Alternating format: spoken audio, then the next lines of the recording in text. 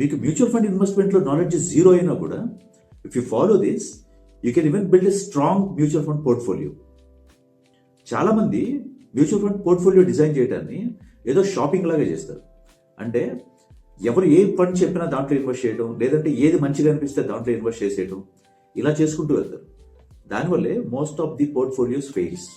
Today I will explain your 5 step process. ఈ 5 steps కనుక మీరు ఫాలో అయితే మీకు మ్యూచువల్ ఫండ్ ఇన్వెస్ట్మెంట్లో ఎలాంటి అవగాహన లేకపోయినా కూడా ఒక అద్భుతమైన పోర్ట్ఫోలియో డిజైన్ చేయగలుగుతారు. Let's see those 5 steps.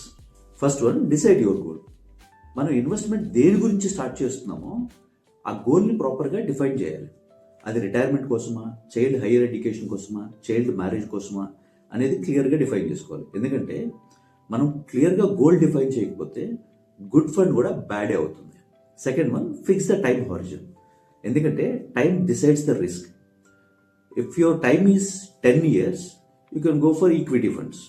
If your time is 3 to 5 years, you can go for equity plus hybrid funds. So మీ దగ్గర 3 years లోపే ఉందనుకోండి ఆ గోల్ రీచ్ అవడానికి time, then you better stick with debt funds. Same ఫండ్ని అన్ని గోల్స్కి use చేయటమే biggest mistake. Third one, choose proper asset allocation. This is the backbone for your portfolio. For example 60% equity, 30% debt and 10% buffer. Based on market we can move this 10% to here and there.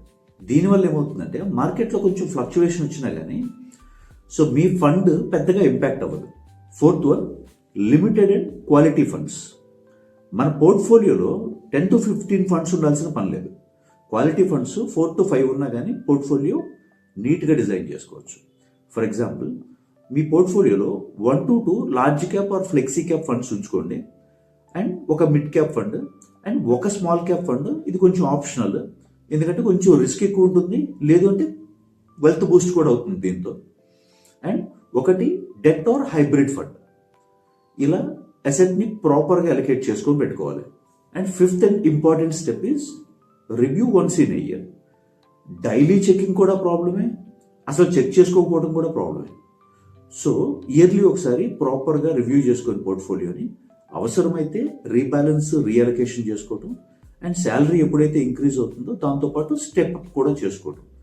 So ఇది చాలా important step. ఫైనల్గా great portfolios ఏదో returns కోసం పరిగెత్తితే అవో, ఒక ప్రాసెస్ని follow అయితే great portfolios build చేసుకోవచ్చు. So start simple, stay discipline, and wealth will follow. If you like the content, please like, share, subscribe to Financial Dr. Srinivas, your partner in your wealth journey. Thank you.